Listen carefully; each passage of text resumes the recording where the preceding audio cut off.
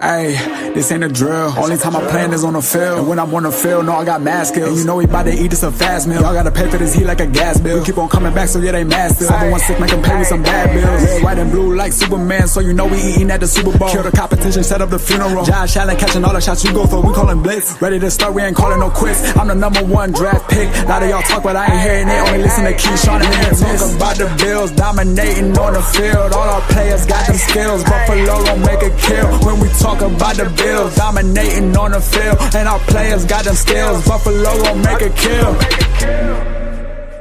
What's going on? Welcome back to another live episode of the Post Podium Podcast, home of the all truth, no sodium takes. I am your co-host Aramis. 40 Keys, baby. What's up? All right. We got Schmitty producing with us here.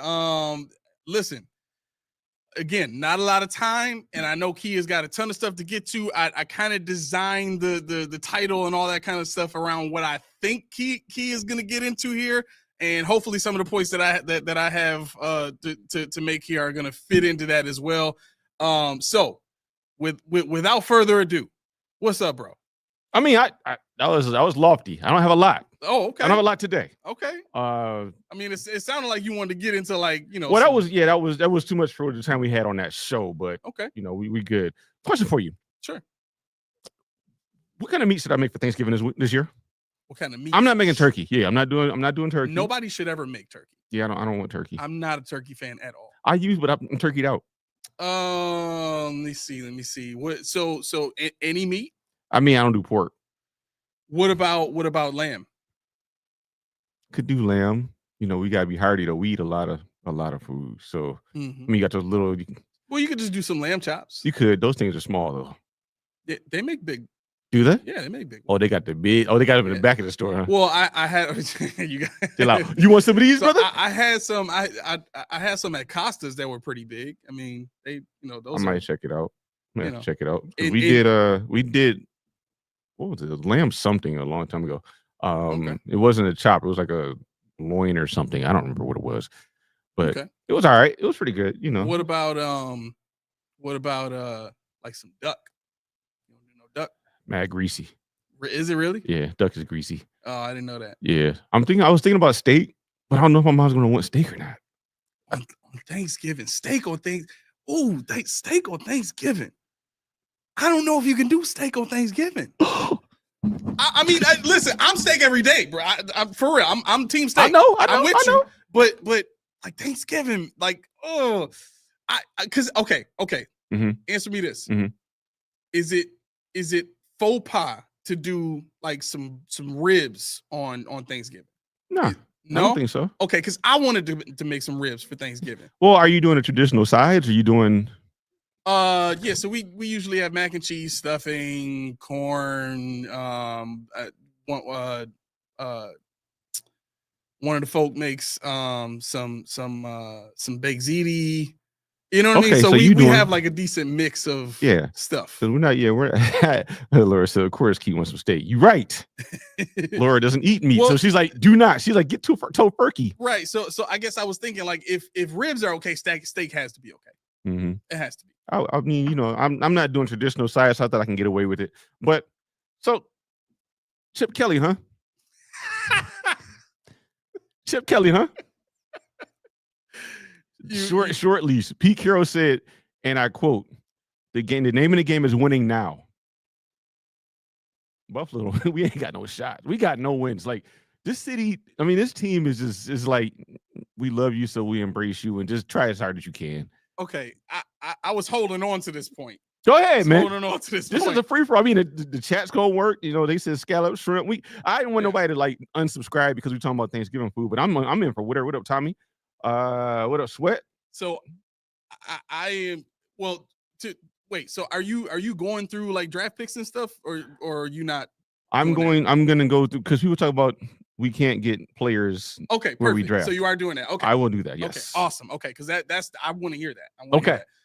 So real quick, a point about the coaching philosophy, or I guess the people's philosophy on how long you hold on to a head coach, right? Mm-hmm. So Chip Kelly is a great point, right? You know who else was fired today? Yeah, the Giants defensive coordinator, yep. right?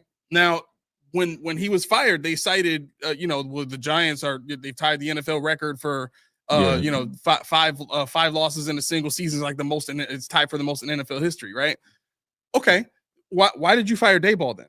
If you fired the defensive coordinator and this is what you said, why'd you fire Daboll, right? And here's the other part that really gets on my nerves. The Bills fans talk about how Sean has nothing to do with the offense. Okay, Daboll just got his rookie quarterback this season.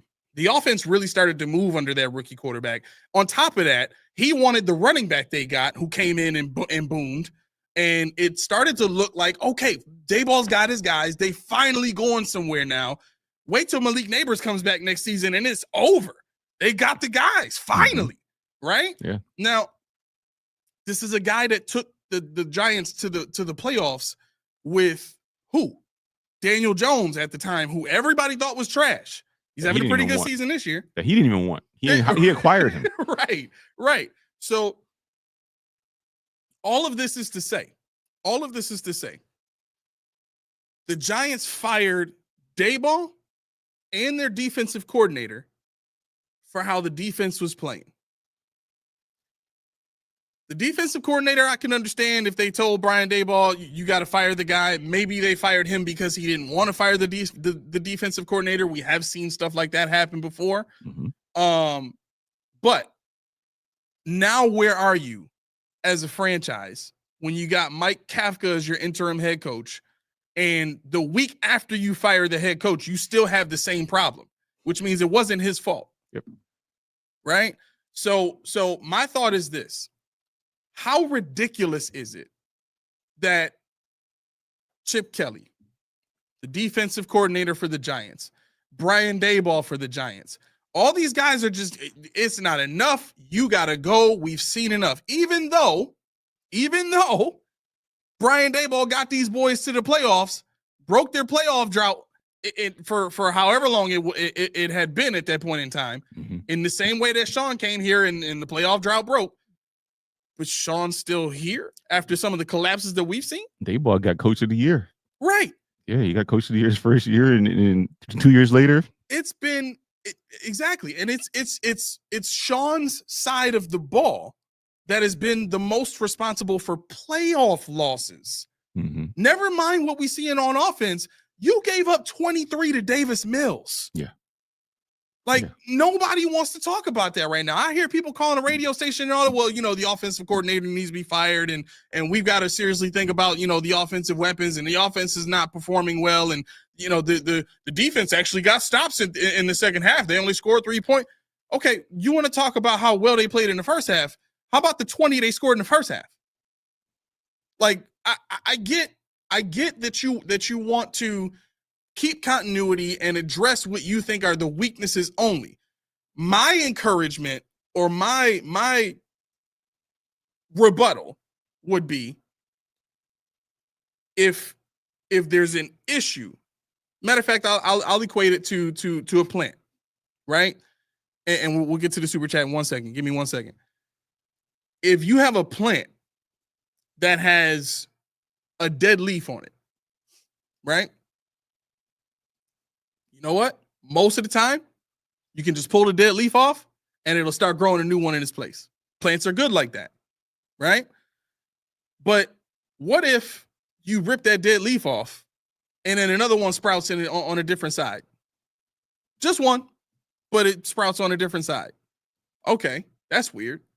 Pull that one off. Then another one grows lower. Well, why is it only one? All these other ones are green. It's only this one, right? Eventually, you got to start to wonder. Man, I keep pulling these leaves off. I keep firing these coordinators, whether it's offensive or defensive, but we keep having the same exact problems. Ken Dorsey, same exact problems, not adjusting. Defensive coordinators, same exact problems, not adjusting.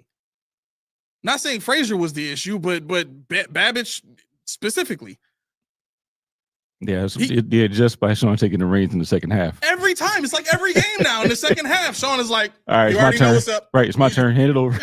Matter of fact, I don't even want that. Just give me my own. Right. This is trash. Give me this. I don't want to use it. You got a tablet instead. Like, yep. Like, we were doing it. Oh, hell no. I can't believe this. No, I can't believe I let him do this.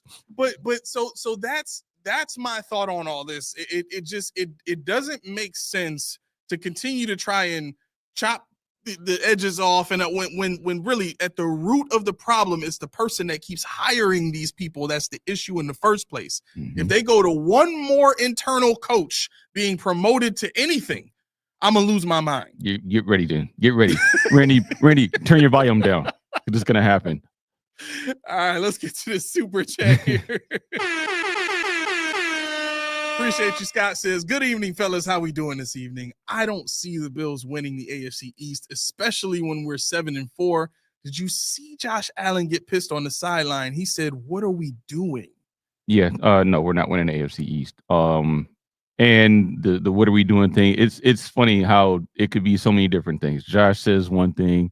It could have been Deion Dawkins. What the hell are you doing on 4th and 1? You jump in. It could be wire to play. So it could be so many different things, and I just reserve it for what it is. I mean, I have a collective. What are we doing for this team? What are we doing? Why is it that my biggest what are we doing is why are we watching and making excuses for a team that doesn't really do anything well with player personnel? I mean, they don't draft well. Mm-hmm. They don't sign free agents well. They don't put players in the right positions well. They don't develop players well. I mean, who's the last player that we really brought in and developed? I mean, we've talked about this already, but you got guys that are good, but there's room to grow. You see, a lot of them have not tapped out. They haven't topped out. A lot of them still have ceiling to attain. Mm-hmm. But where we are right now is we got Josh, so everybody else just play a role. 111, him, and James Cook kind of bucks the system. He said, "Nah, give me the rock. You only gonna give it to me 17 times. Watch what I do." I mean, he's on pace for 1,600 yards. Is he gonna get it? Probably not. But 1,612 touchdowns. There, you didn't get 16 again. He already got more yards than he had last year. Exactly. Through what? Through 11 games. He's got more yards than he had last year when they were trying to get him to 1,000 yards. Which is insane. It's insane. But he's only on target for 300 yards receiving. Mm. I mean, it sounds like, yeah, but that's your number 2 guy. Yeah. And we've seen how many opportunities he's had to catch the ball out of the backfield. How many times he was hot, how many times, that option was there, but Josh is like, you know what? No, I'm gonna go deep. Because that's what he likes doing. And we know that. We said that. You can't keep him from doing that week in and week out. Josh is gonna say, I have to throw this freaking ball. I mean, you ever of course I have, but for people at home that are honest with yourself, have you ever worn a pair of tight pants or a tight shirt and you got home like, I can't wait to get this off. I gotta get this off. Yes. And that's what Josh is doing.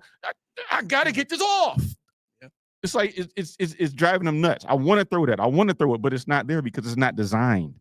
And I heard something on the radio this morning with regards to Joe Brady. And I put in there, is Joe Brady being Joe Brady again? Because they said, I don't know if you heard on the radio, but they said that Joe Brady in Carolina his first year, they look good, excellent. And in his second year, everything regressed, just like now. So it seems to me that, like you said a minute ago, they can't adjust. Mm-hmm. They can't make way to change anything. He's like, I'm stuck in my way. So when everybody asks, why were we good last year versus this year? Like I told you guys, it's because they never saw what he was going to do. Mm-hmm. And he can't adjust because Matt Rule wanted him to run, but he's like, I got Mike Davis, I think his name is. I don't have McCaffrey. He's hurt again. Do something else. Right. But he can't. And this is what we're gonna deal with. This is why we got to start chipping at the iron here, the armor. We got to start putting chinks in his armor because it's not foolproof. It's not resolute. But we act as if it is because of one or two now Cole Bishop on defense making plays. But after a while, they're gonna game plan away from him. Then what? Got another super chat here from Scott. Thank you very much. Says, I'm sick of Joe Brady and these crazy fancy plays that he's trying to do, especially at like on 4th and 1 instead of just running up the middle. Yeah, I've noticed that a lot too. I think a lot of what he tries to do is designed to, in his mind, help Josh identify what's out there. I think Josh has shown that he's smart enough to do that without all the motion. Mhm. We've seen him do that without all the motion like 3 years ago. You know what I mean? Like and it's weird talking about him like this, but in his heyday when he was throwing for, 40 to 50 touchdowns, almost 50. I know he never actually got to 50. But when he was like throwing, slinging the ball all around the yard like that, he was walking up to the line of scrimmage. Wasn't a lot of motion in Dayball's offense. He'd walk up, okay, based on what I'm seeing, this is what they're gonna do. Mhm. Even if they show me something different, I'm in shotgun. I'm gonna see it as soon as it happens. That's why he like being in shotgun. Mhm. So yeah, I think the stuff that we see Brady do, especially in key situations like that, what it really tells me is they don't trust the talent on the field. They don't trust the guys to just line up and play. When you look at what the Texans do on, defensively, they just line up and play. Mhm. That's how you know you got dogs. Mhm. When you just hey, here, Like, y'all ready yet? here the ball. Yeah, take the ball. Y'all just line up and y'all go play. They're like, yo, whenever y'all ready, we'll be here. And the Bills are like, we got to do something special. What do we have to do? And that's the thing. Like you said, Dayball's offense was easy to call because it was basically the same it was different formations with the same play. Mhm. And that's what Earnhardt Perkins is. And that's what Josh came up in. I mean, all this, Brady is an air raid guy, but we don't play air raid football. He's, and this is the kind of deal where Sean McDermott had to say, you know what, I want my offense this way, which, like I said, it's fine. I want this out of my offense. But the same thing happened in Carolina with Brady. I want this out of my offense, and he couldn't do it. So they said, sayonara. Yeah. So, I mean, people that blame McDermott for meddling in the offense, he's a head coach. At this point, if he wants something boring, go get Greg Roman or something like that. For real. So here's the other part of that too. The defense as a whole, it really hasn't mattered who's been the defensive coordinator of the defense.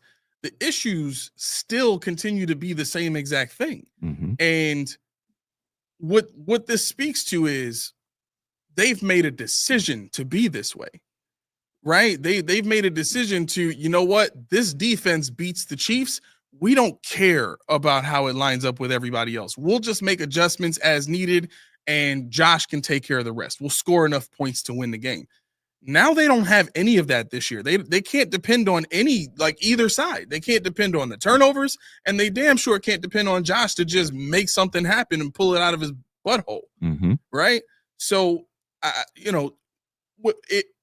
if that's the case, shouldn't we be looking back at all of the body of work on defense as a whole, as opposed to saying, well, Bobby Babich needs to go?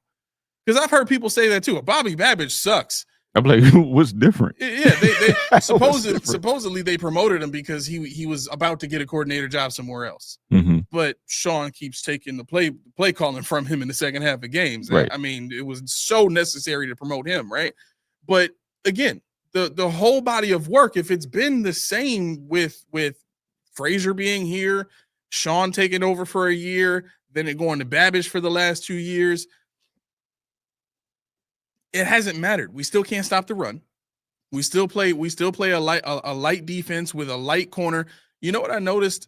The Rams do this. I've seen a lot of teams around the league do this. Tell me if you've seen this. And if you have or haven't, after that, just kind of talk about, the reason why you think teams do this.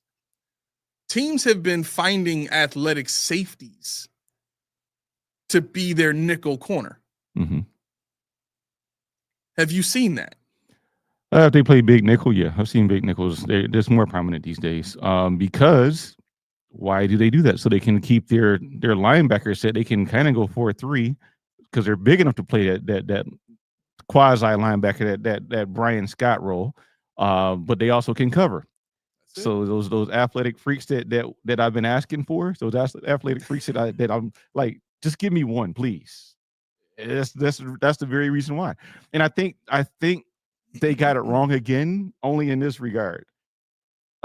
Jordan Hancock is what you're saying, but he's only 6 feet 195. Right. So he can do this, but he doesn't do that. Like you still have to worry about him in that heavy front when you're running 4-3.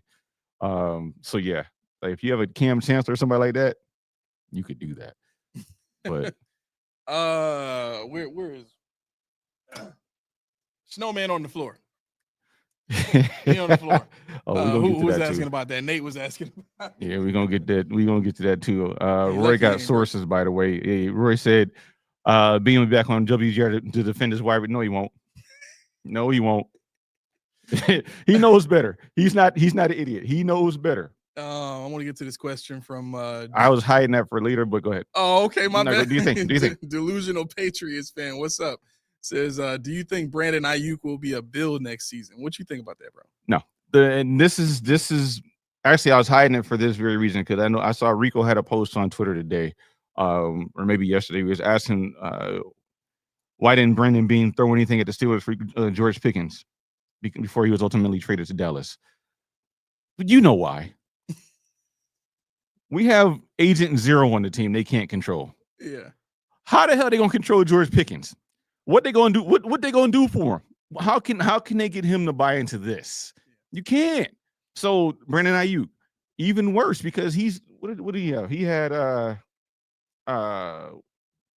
contract dispute. He's injured. He missed team commitments. He missed team commitments, meetings. Sounds like somebody else you know. I'm just saying. That's why they pulled his guarantees. That's why they pulled the guarantees. They nullified his guarantees. They have a trust breakdown. And he's unhappy with them. They're unhappy with him. And now we're talking about a world where the coach says he's taking his last snap for us. Mm-hmm. And this is the guy you think McDermott and them gonna bring in? Not a chance. No. And George Pickens, they're talking about everybody loves CeeDee Lamb, Mel, cover your ears, but George Pickens is their number one. What everybody's saying over there, they're saying that's their bona fide wide receiver 1, and CeeDee Lamb is number 2. So if you're a headache and you're a number 1, that's 2 strikes because the Bills don't want number 1 receivers and they don't want a headache. Now, fast forward to the next issue. He's an unrestricted free agent next year. What's the top wide receiver? 40 mil? Close to it. I think it's about 35. 35? Okay. So he's 35 mil. He's not going to make, he's not going to set the market, I don't think. No, Ayuk won't. No. But he'll Ayuk was what, 30 mil? His contract was 30 mil before. That's crazy. But him and Pickens, both of them, they're both going to be UFAs next year, and neither one's going to reset the market. They'll be close to what it is right now. We don't have that. You can finesse the money all you want, but I mean, what are we talking about getting rid of or passing on to get this one person in an offense that your top receiver, Khalil Shakir, is on pace for 83 catches for 800 yards. On pace for 83 catches, 800 yards. Is it his fault? No. Why is he only on pace? Because they don't throw him the ball where receivers catch the ball. They don't throw him the ball where he can do stuff. His big games have been what? All him. A screen that he's broken and tackling and taking off on somebody. Like, what? This is why Joe Brady has to go. But, this is one of those instances where I need to know what kind of offense does McDermott want to run. We know he wants a conservative offense, but I don't know if he wants it like that. I don't know if he wants all his receivers running backwards to run forwards. This is not the CFL, but I don't know. I could be wrong. I mean, so let me see. Billy D thinks we getting Ayuk. We talked about this already. You know better. Laura's just happy that Pickens is shining in Dallas. Why? Is he on a fantasy team or something? Probably. Roy says regime change equals draft number 1 wide receiver. I think in order to see the kind of things that we want to see on offense, it is going to take just cleaning house, right? Mm-hmm. I can't imagine there being anybody in the building right now that can step in and take over the offense and do a better job than what Brady is doing right now. You know what I'm saying? Like I think for where we want to go as an offense and what we want to see Josh be able to do, I think you have to at least admit that the next guy that comes in would have to be somebody that Sean would have to go out and interview for. He would have to go out and find that person that's not in the building. Defensively, though, he does have Ryan Nielsen in house if he wanted to promote somebody within, from within, right? Ryan Nielsen is the defensive line coordinator. Yeah, he's the guy with all of the, he plays a lot of man coverage and all that kind of stuff. He was fired from Jacksonville. Mm-hmm. I wouldn't want that guy, but I'm telling you right now, if you allow Sean McDermott to stay in that seat, that's going to be the next guy that gets promoted as defensive coordinator if they even bother firing Bobby Babich. Yeah, I don't even know why I don't know why they would, but they could. But yeah, who was it? I think it was Billy D. No, Kevin Hart said, if you get rid of this regime, then you can have more headaches and all. It's not my headache. I personally, how I feel about this. I'm good with guys that have less than stellar track records. I don't need choir boys. I don't need, everybody. That's not a requisite of mine. Mm-hmm. But I know that McDermott's not going anywhere this year, and Pickens and Ayuk and whoever else will be signed by the time we make a change, and we missed the boat. I just threw up a little bit in my mouth. I know, but you gotta admit, they're not getting rid of McDermott this year. They're not doing it. If they miss the playoffs, we probably have a really strong shot at it. I don't think Bagula even knows the Bills are playing right now. You don't even what? I don't think he knows the Bills are playing right now.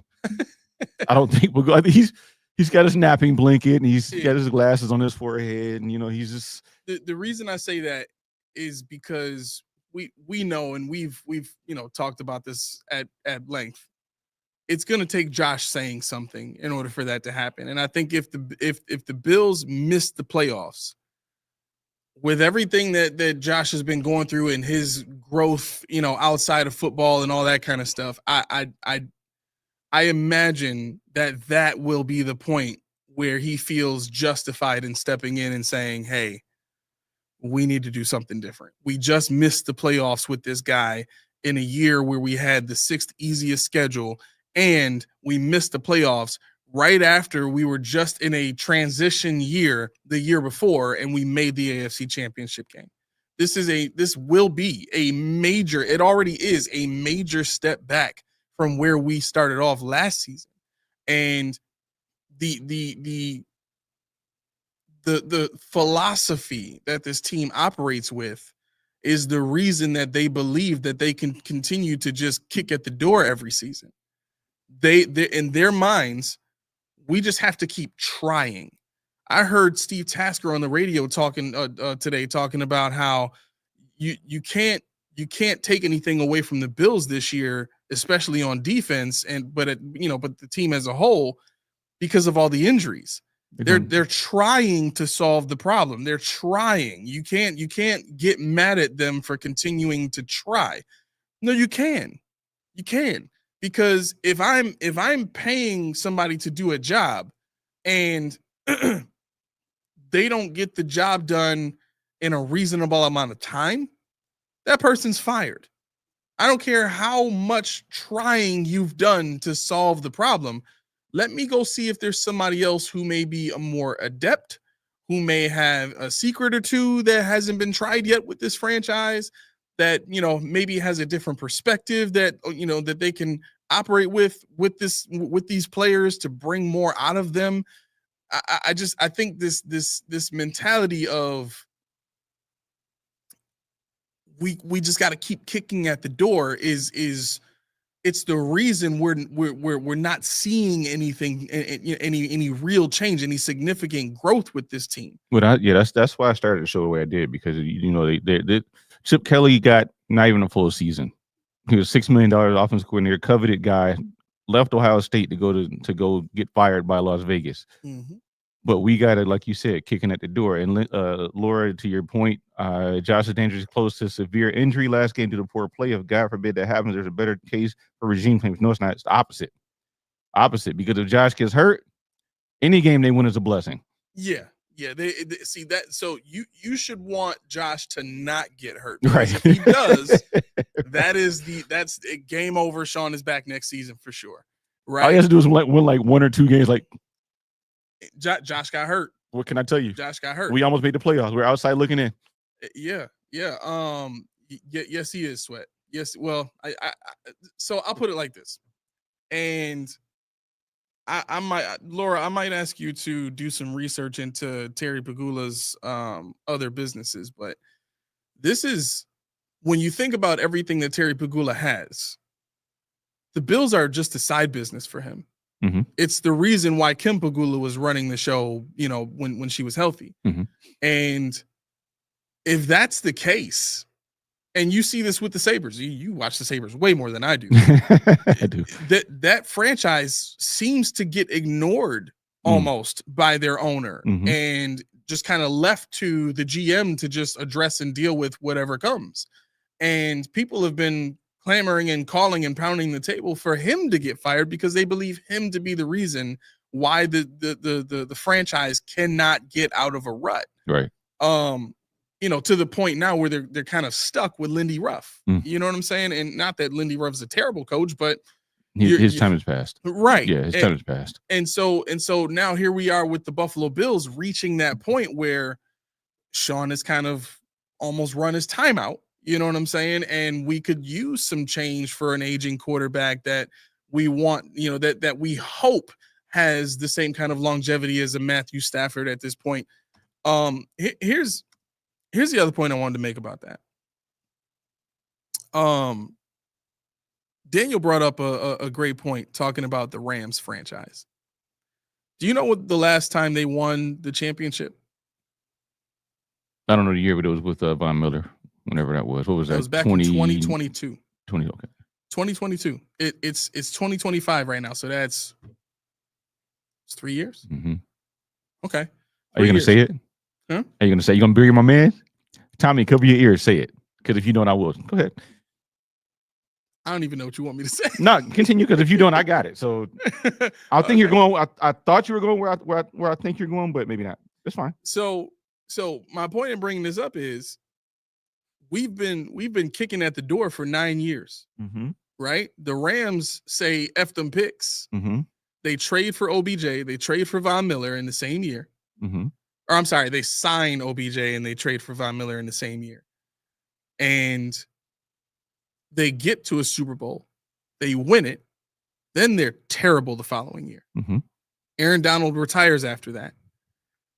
This whole time, mind you, they don't have a first-round pick. The only first-round pick they've had in the last 3 years is Jared Verse.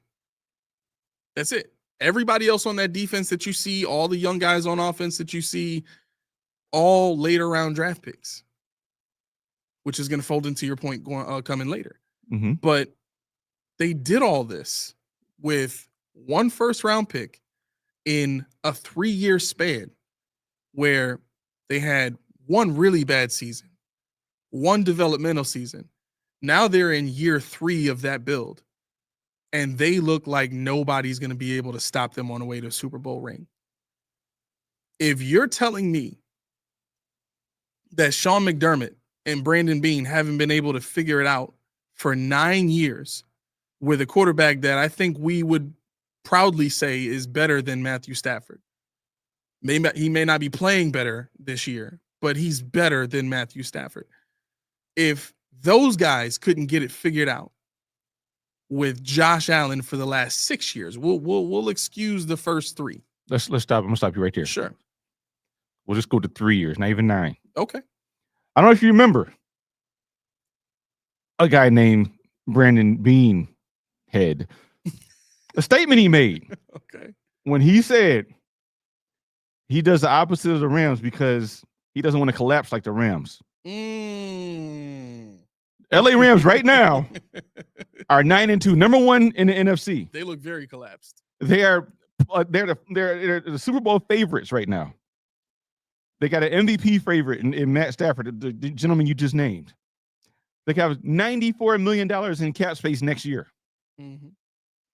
2026 first round draft picks 11 and 31 is where they're slated right now. We don't want to collapse like them. Yep. They got the potential to have 2 Super Bowls in 4 years. They had a potential to have longevity with youth for the years to come because they have 94 million. Hey, George Pickens, come along.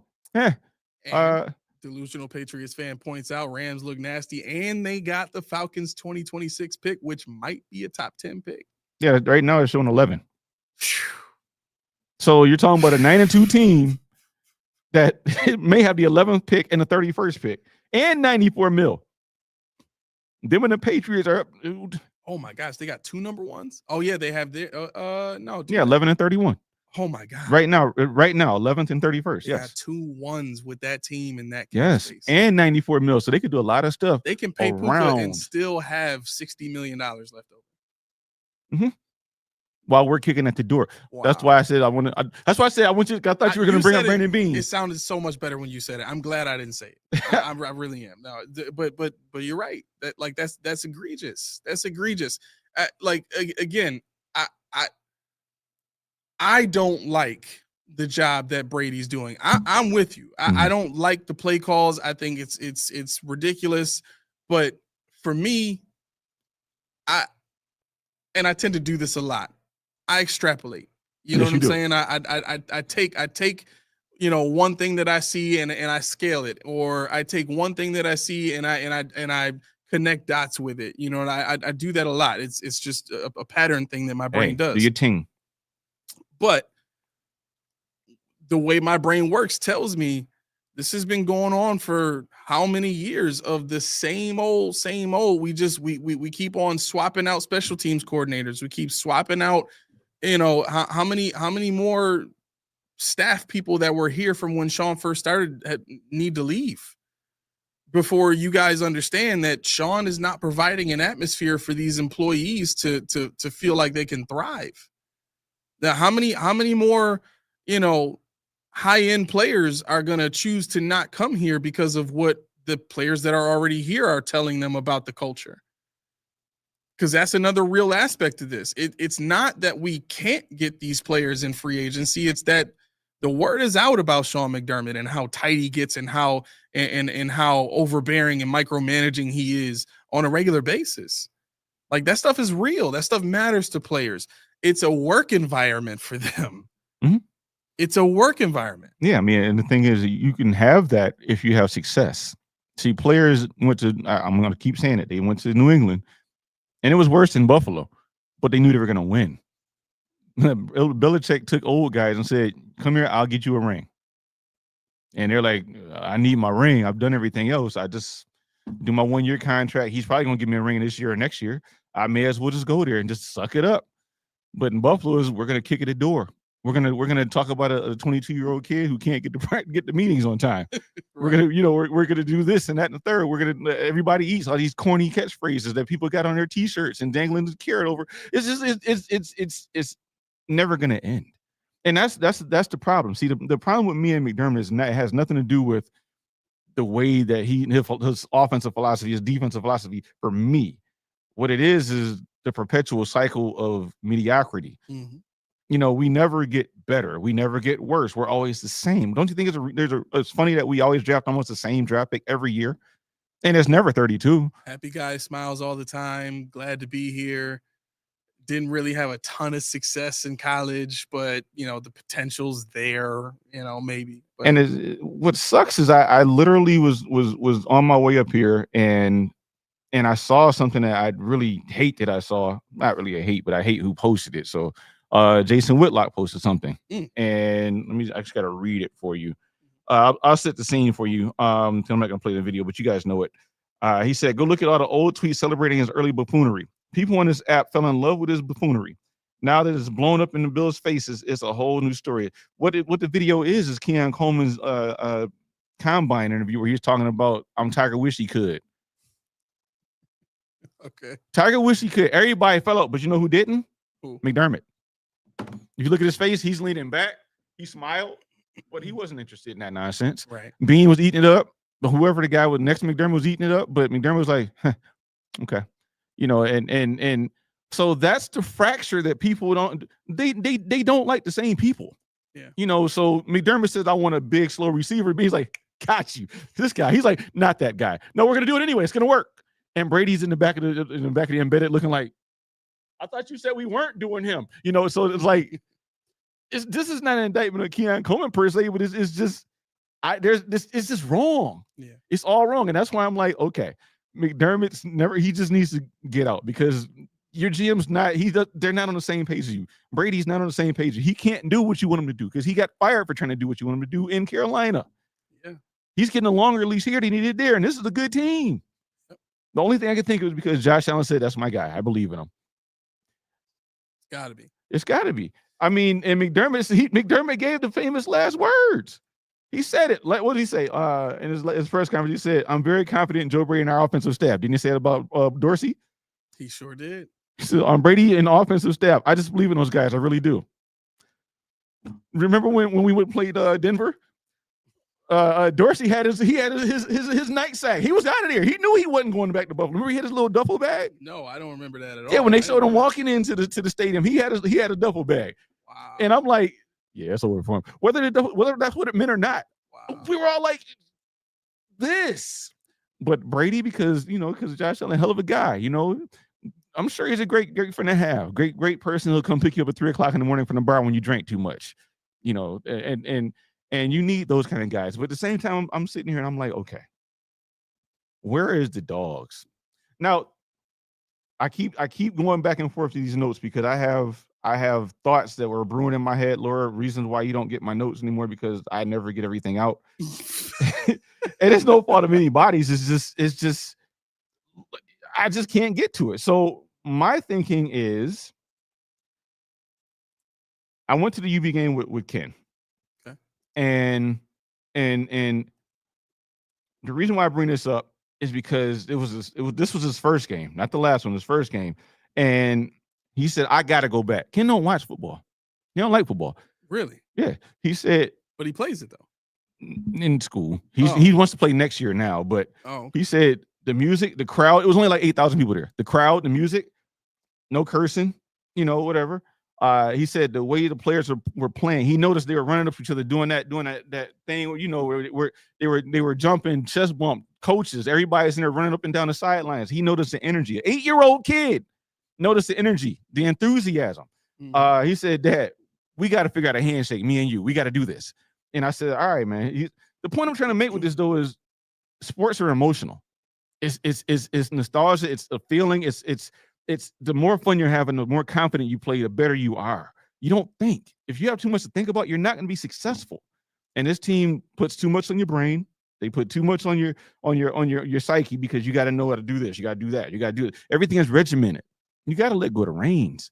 And for that reason is why I say McDermott has to go, because he can't let go of the reins. Can he be a good coach? Sure.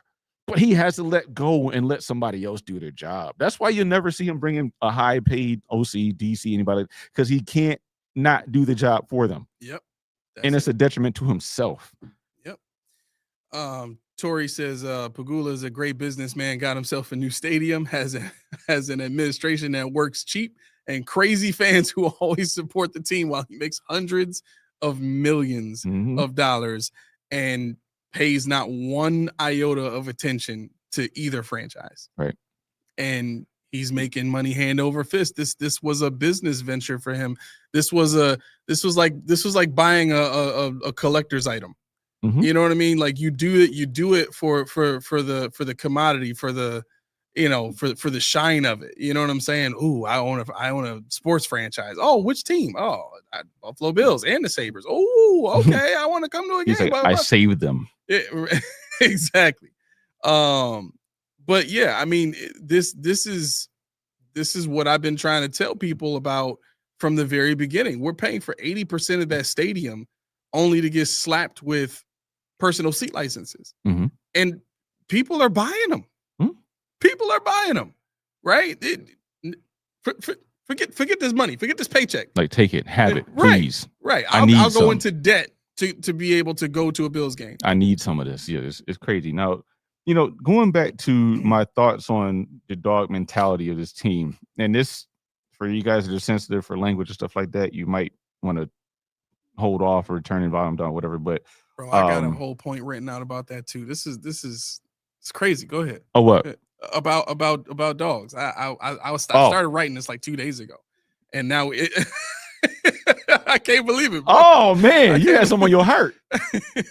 So I'm thinking, okay, we go to the Bills game, and keep in mind what Ken said when he saw it. So this is what I want to know: who says this kind of stuff for our team? That's what we gonna do. Oh, breaking day and everything. Give me what you got. Domination, snot bubbles, crazy eyes, whatever. Let's dominate this. Brian Dawkins, right? What about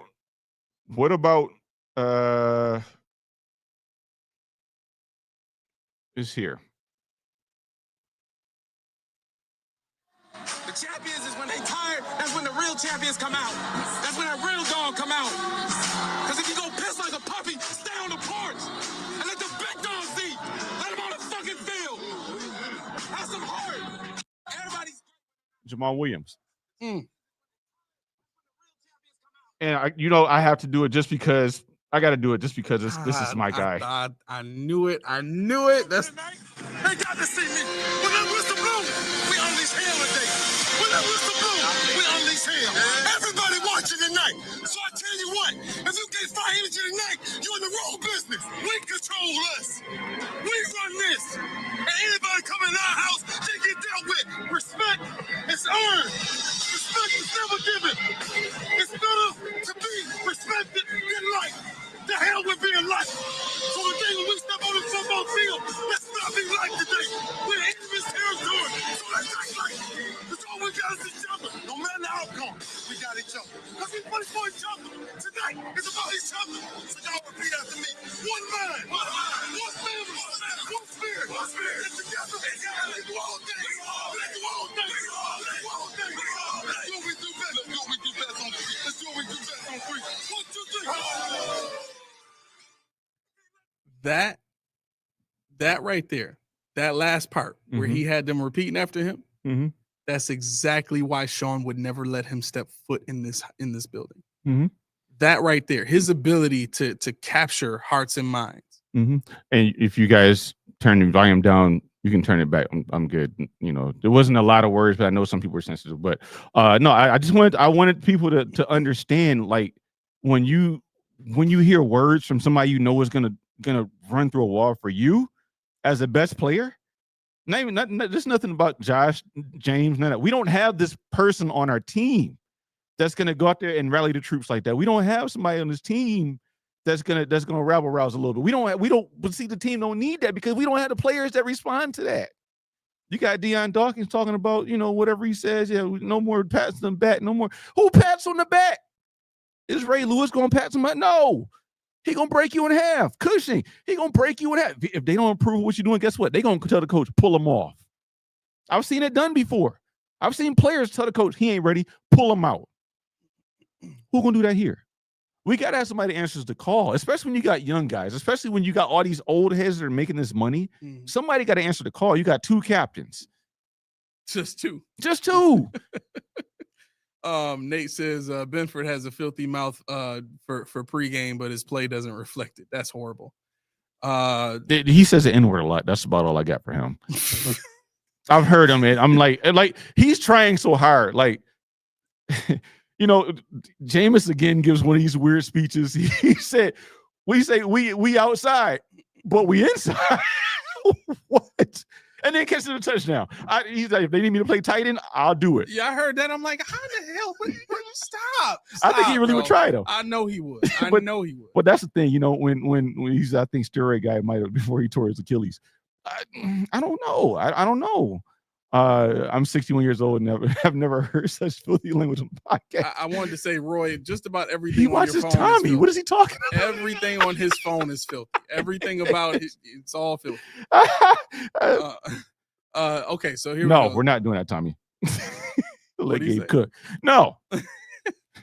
Being calling Shaq Lawson again. The dude is so inept. It's wild. When are they going to stop going back to the future?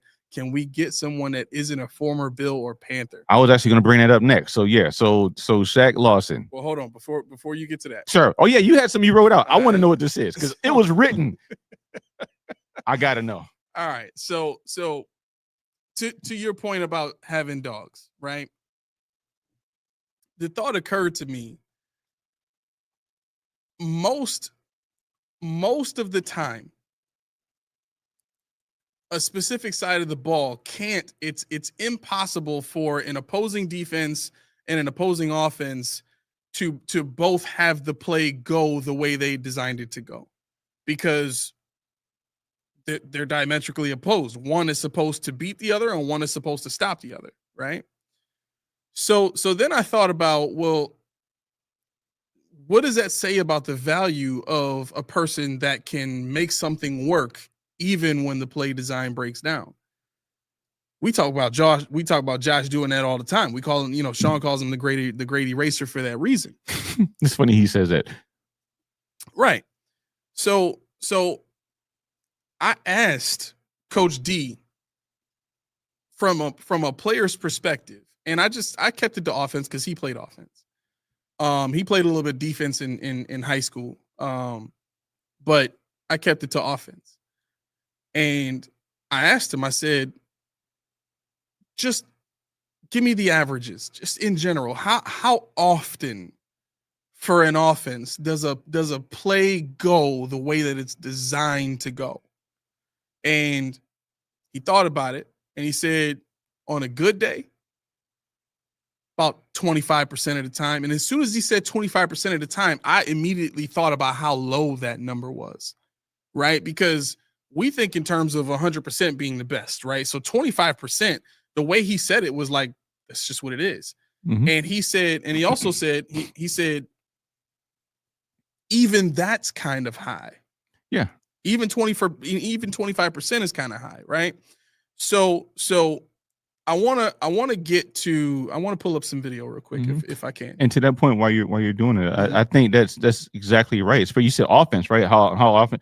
Because the offense is going to be knocked off his kilter by the way the defense plays what they're calling. They may have to do something a little differently what they planned on because they got pressed. They might have to, or they expected to press and didn't get the bump. A linebacker might drop in cover, so you got to pivot somehow. So that's, to me, is what I expect. I expect the Bills, their downfall to be because they're trying to be too regimented.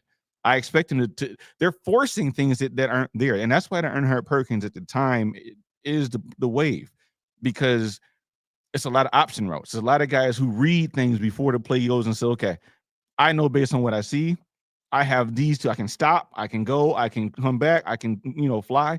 But on defense, you're predicating what's happening on a good defense is predicating what the offense does. Mm-hmm. So I would expect the defense number to be higher with the offense being lower, but the offense is the freelance, and that's why Stevie Johnson was so good at it. Right. Okay. So check this out. Here we have, and I'll move the comments out of the way just for a second here. Here we have what's the down and distance here? So this is third and six. Bucks have the ball. And this is a pass to Emeka Egbuka. Okay. Now look where Bishop is. Mm-hmm. All the way on the other side of the field, right? Watch what happens here. Let me make sure everybody can still see this. Okay. All right. Yeah. So watch what happens here.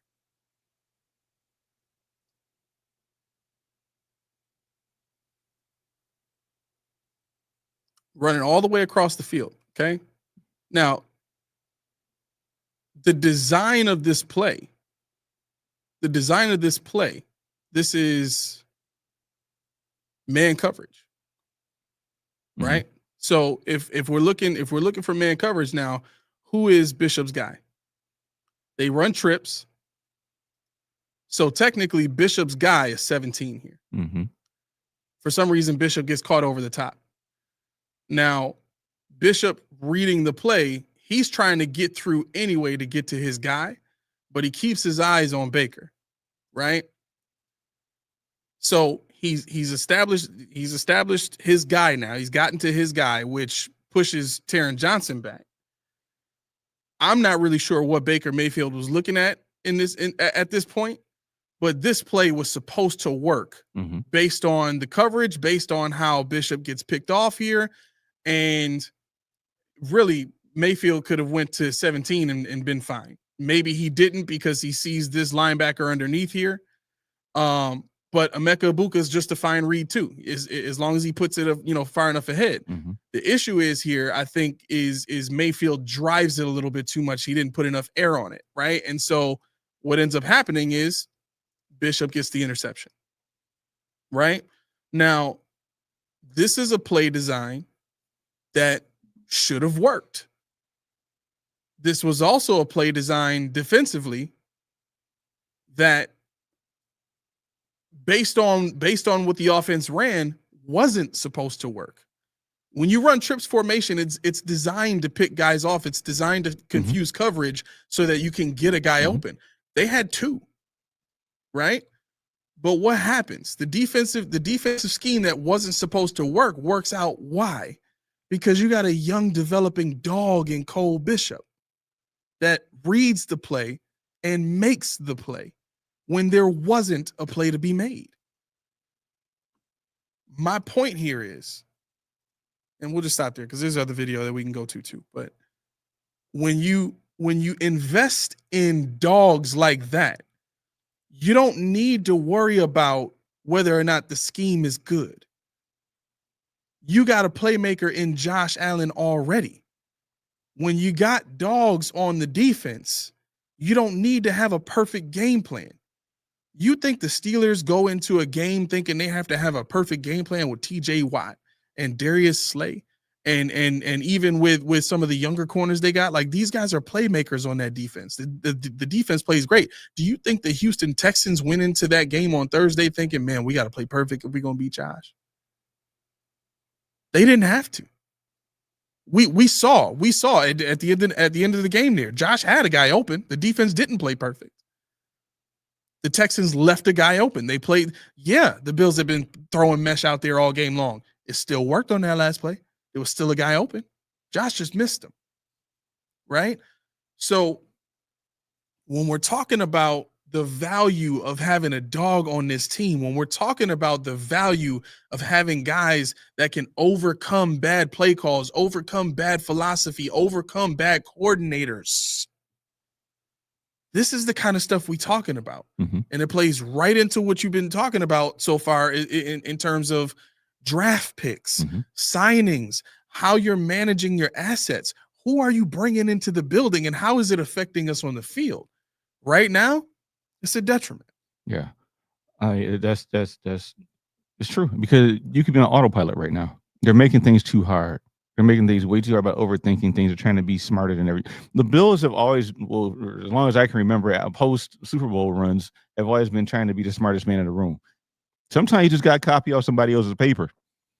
Sometimes you just got, I've seen it done. Sometimes you just got to be like, you know what? I like how they do. See, what I don't understand is how McDermott can say, I don't love Houston's defense. They run the same thing you do. They just got better players to do it. That's right. They don't blitz at all. Literally, they're like right next to each other in blitz percentage. I think Houston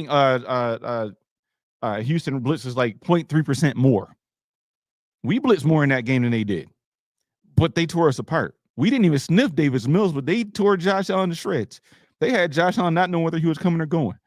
That's why he said, what are we doing? Because he don't know what he's doing anymore. He's like, it's not me saying Josh doesn't know anything. It's just when you see the barrage of 2 men, like I said, that the Kevin Hart octopus analogy, he probably thought 8-9 dudes coming at him because it's 2 dudes and they can't be stopped. He's like, why?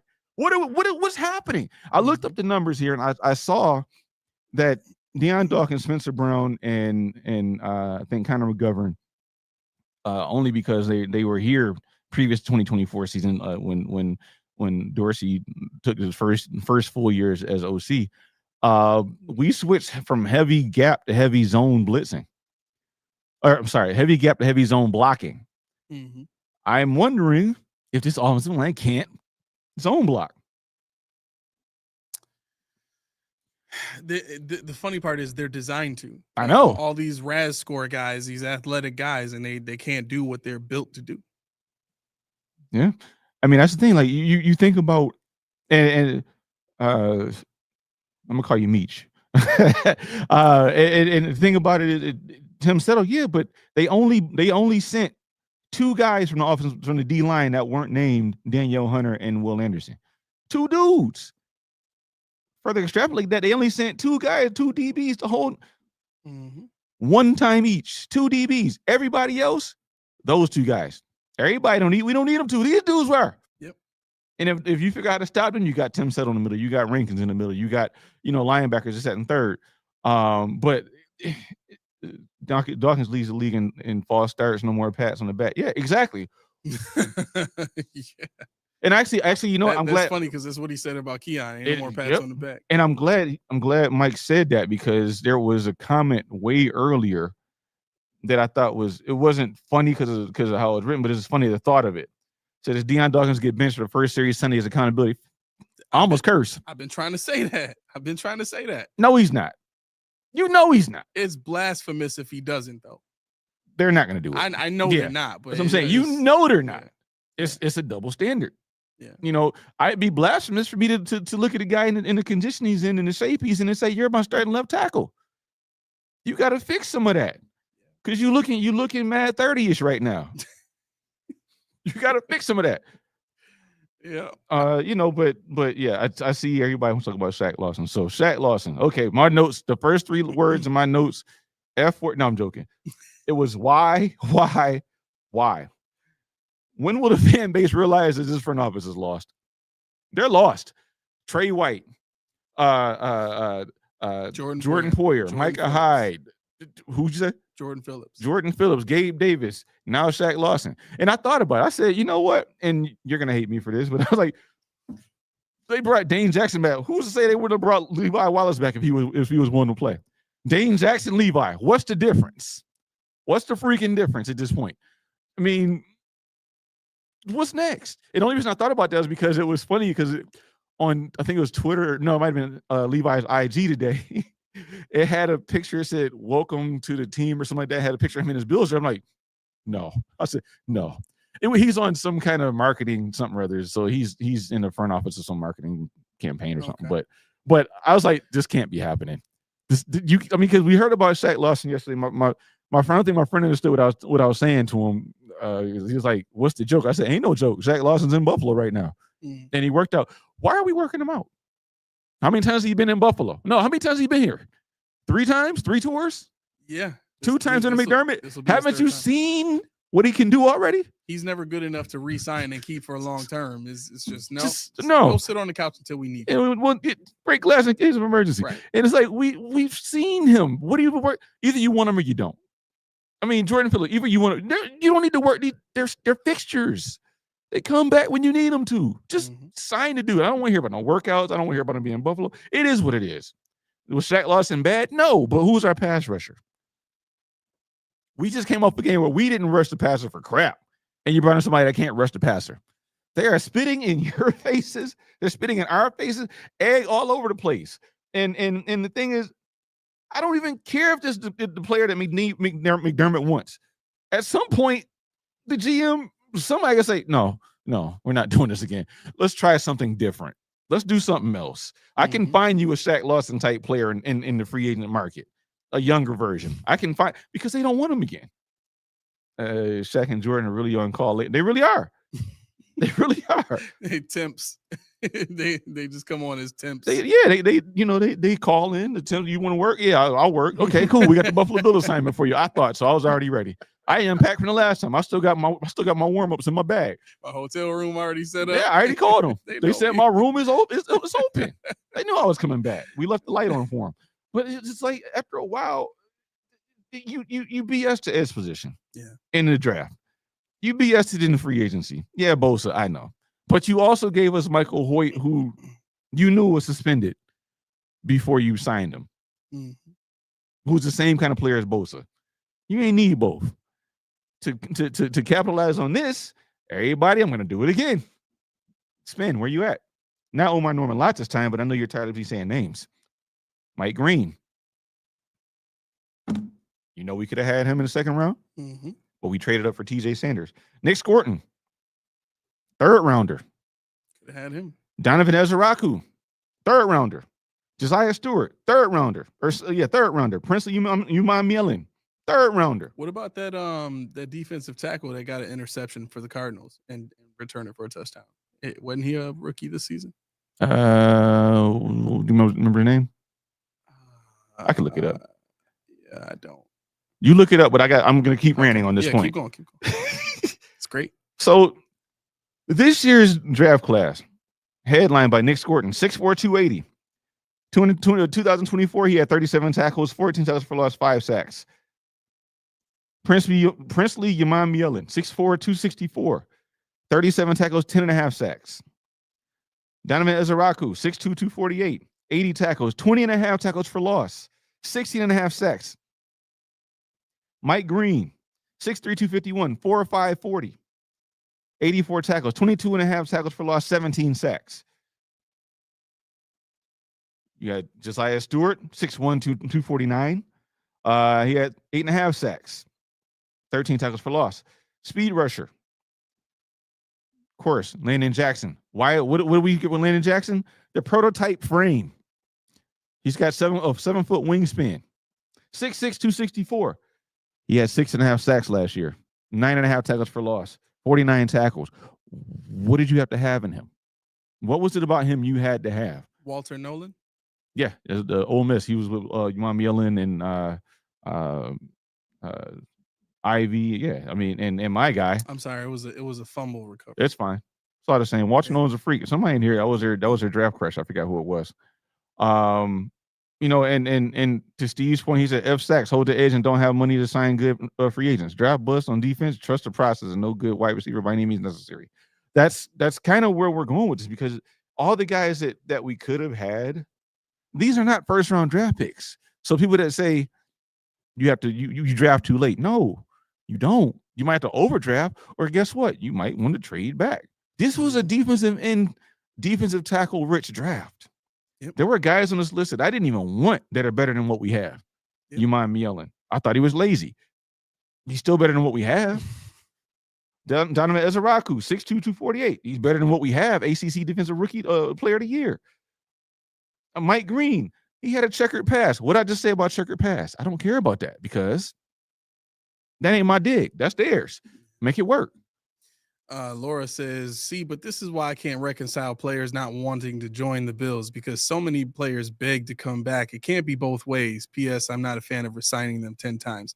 Well, so when I made that point earlier, my point was top end talent wanting to come here as free agents. Exactly. You know what I mean? They're re-signing retreads. Like, they're just letting retreads come back home. And I don't say that to be disrespectful to the actual player, but it is what it is. These guys are 30 years old.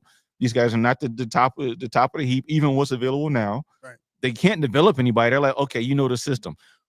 The system don't work. But they know that we're familiar with your system that don't work. How about get somebody that's not familiar with this BS you do and get somebody that can do something different? We want different results. So in doing that, how about we go ahead and buck the system a little bit? But that's what I just said. McDermott, you can't let go of the reins. Mm-hmm. How about as opposed to getting these compressive defensive ends, you go ahead and get yourself an edge rusher. Go get somebody that can beat somebody off the edge, get off time out of this world. Why not? But instead, we build the defensive line to do what you're bad at. Stop the run. You can't do it. Greg Rousseau is the only person on this team that's a good run stuffer. That's it. Kev said Stars don't want to come here. Christian Wilkins would be a nice get. He would have been a nice get, but he's being blacklisted for some reason. I don't know. It's something about him. I don't know what it is, and I don't really need to know, but it's just something about him. Because other teams that need D tackles don't want him either. I think he might be hurt though. I think he is still hurt. Yeah. I think he's hurt. So that might be what it is. Yep. Go ahead. Yeah. So tell me what you think about the Bills prospects the rest of the season, because I mean the biggest news of the day was if the Bills lose to the Steelers, they get knocked out of the playoffs that day. It doesn't necessarily mean they're locked out and can't get back in. Right. They're on we're 7th right now. So yeah, so they're almost out of the playoffs now as it is. But again, my concern going into that Steelers game is you're playing a defense that is finding themselves and figuring things out. Whereas, maybe 2-3 weeks ago, they still had Jalen Ramsey playing corner. You know what I'm saying? So they move him to safety. Now he's playing even better.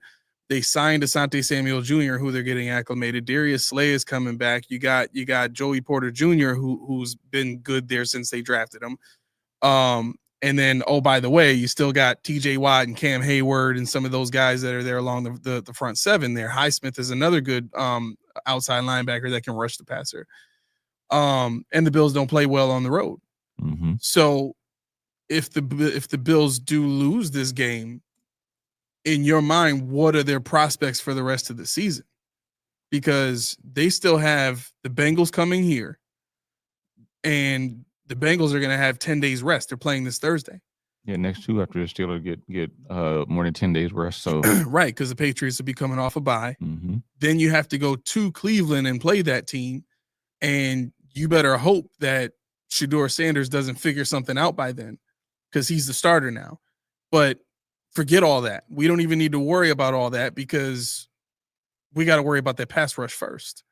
You know what I'm saying? And when you think about that pass rush and you think about, oh, well, Shedeur Sanders ain't nothing. Well, Davis Mills wasn't nothing either. He still hung 23 on you. You know what I'm saying? So then after that, you got the Eagles coming here, and the way their season is going, they're going to need that game. So it's possible, and then I want your thoughts. It's possible that the Bills go into that Jets game absolutely needing to win that game just to hope that they're in the playoffs at that point. Like we cannot afford to lose more than 2 more games if we're talking about staying in playoff contention with these teams. What are your thoughts? You're looking at, if they lose this game, you're looking at a coach that's going to be tighter than he's ever been. Because he's going to be scared. He's going to run out of answers. He's not going to trust his process, his OCs, his quarterback, his running back, his defense. He's not going to trust anything. He's going to, I think it's going to blow up in his face. Can we win? I don't really like looking at other teams and scenarios, because I think it's BS. I hate doing that. You know that. People that watch the show. Not that your question is that, but I'm saying, when everybody, if this person wins and that, then you should lose. If you got to worry about all this help, you should lose. It's over with, because you didn't earn it. I agree. So to your point, your question about if we lose this game, I was kind of looking to see who blitzes a lot, because if a team blitzes a lot, Josh has to understand your hot's going to be available, and you have to take that hot. Don't try no deep stuff. I know people say, it's only 3-4 yards, but those 3-4 yards add up. We already said 3 downs at 4 yards a pop is a first down. Dink and dunk down the field. Now Josh is going to have to tough it out and wear those tight pants and that tight shirt for a little longer, but we got to get to the finish line. Now people say if we make it to the playoffs, the Bills are scary. Mm-hmm. Why? I don't get it. If you're scary in the playoffs, why aren't you scary now when the teams are actually good on that end? Right. I don't understand that. We're not going to flip on the light switch and say, yo, we were just playing with y'all. We were hiding everything. That wasn't our offense. Those weren't even our players. That's not going to happen. They're going to try to get by with what they've been doing. Yeah. Justin Wink says, y'all got Pittsburgh this week, Cincinnati and New England and Philly. It's over. Y'all not making the playoffs. Don't be surprised. What you mean, y'all? Wait, who's y'all? Aren't you us? No, I don't think he's. I don't think he's a Bills fan. But I mean, listen, my thought was before the Texans game, in terms of what my prediction for the game was, it depends on what Bills team we see. If they play tight, they're gonna lose. If they play the same way that Sean likes to see, where it's ball control, efficient passing, and they run the ball on first down and try to run this old school type of offense, like Sean McDermott said after the freaking Carolina game, like that's the type of game he likes to see. The passing offense struggled. Now I get him saying that he wants the passing offense to be better, but in his mind, he's thinking 2-dimensional. He's not thinking prolific like we are used to seeing under Daboll. He just wants the passing game to be enough to keep teams off of his beloved run game.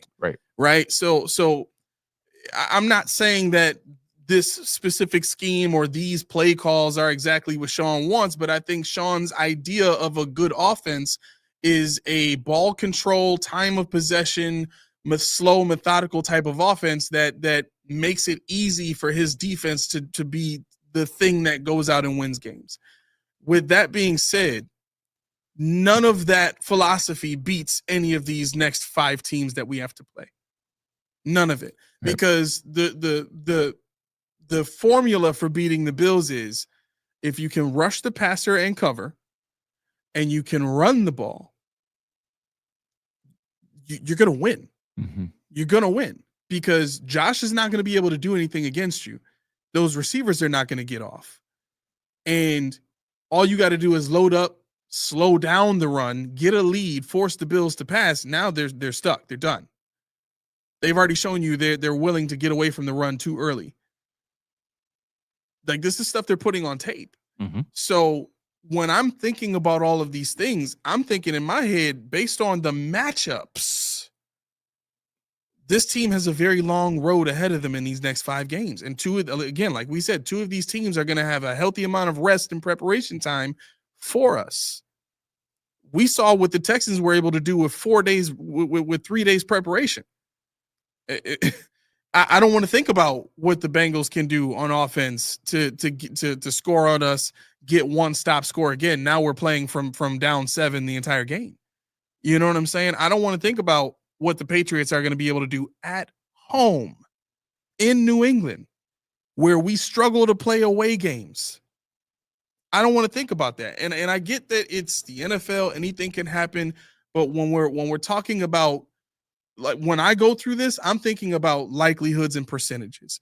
Based on the evidence we've seen, how can we take that information and extrapolate? How can we scale that information? And my arrival is exactly what Justin is saying. The Bills don't make the playoffs if they continue to operate the way that they've been operating. I think you have to figure out a way to create an environment offensively where you see more of what you saw against the Buccaneers. Right. That has to be the goal. Go ahead, Ray. Okay. No. I was trying to look something up, and Ray was still talking. But yeah, I should make that like my ringtone for them when I have to get up in the morning. absolutely, Man, Just I'd be so put some productive. Jameis Winston on. Oh, I'd be Bro. real productive, be real philosophical though. So Roy said Bills defense held Houston. I was hoping you weren't 61 going to see that. I was hoping you weren't going to see that. Oh yeah, we about to go long on this. No, we're not. Because you know what I'm about to say. I do it. I was like, oh Yeah. God. Bills defense held Houston to 61 yards of offense in the second half. I believe our offense completely the bed. Roy, I don't know if you be paying attention when we do this show or He not. wasn't here last week. I don't think. You I don't think he was don't on think last week. here? I don't think he Okay, was here so yet. I showed you on video, and I don't know if you like film review, but for those of you that weren't with us in that show, go look it up. You can see the Texans in the second half line up in jumbo formations, and against 9 and 10 man boxes, they don't check into a pass play. They don't check into anything else. They just hand the ball off and run for a yard. And then I think the run after that was for 1.5 yards, maybe 2. And this is in the second half when the Bills had gone and scored a field goal already. Mm-hmm. So we need to understand the context of moments within the games and understand how the coaches operate, because again, DeMeco Ryans is a defensive-minded head coach. He fired Bobby Slowick, and it doesn't seem like he is kicking himself that much for how the offense looks right now. Right? He loves how his defense is playing. So I would too. Yeah. So in that game, he's saying to his guys at halftime, they can't block us. We don't really need to score all like that unless they score. We don't really need to score all like that. So let's go out there. Let's run the clock. Let's run the ball, play defense, and make them force us to do something different. And then the Bills get a field goal, and then they say, okay, we're going to start throwing it a little bit more. And I think I heard today Davis Mills in the third quarter went 7 of 8 completions and attempts. Yeah, he was on a streak. It was all short boys, but he was on a streak. Yeah. Right. So at that point in the second half, your boy Davis Mills started to play better. You just didn't see it in points. Why? Because they didn't care about, like, they didn't force it like they did in the first half. In the first half, Davis Mills is pushing the ball down the field trying to find an open guy, and it didn't look great, but that's what it looks like when your backup quarterback is trying to score points to get ahead. They knew as long as they had that, they would be able to shut the Bills offense down. They knew that. So I get the perception that the Bills played better defense in the second half, but when you add into that the context of the Texans really weren't trying as much in the second half as they were in the first half, and when they did try, they got into the red zone, and their backup quarterback missed 2 touchdown throws, and so that really only it only amounted to a field goal, but that was enough. That was enough to force you to have to score a touchdown. So, I just, again, when I see the Buccaneers game and I see the Chiefs game, I say, okay, let's see it again.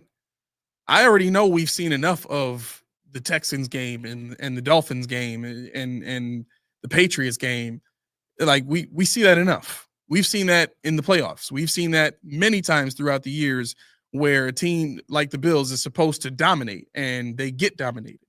So, again, this is all the stuff that I point to contextually, Roy, that lead me to believe what I believe. I'm taking everything into consideration. I'm not, you can't buy the rhetoric. And it seems like when people get into the chat of any show, because I see this in WGR's YouTube chat and stuff like that.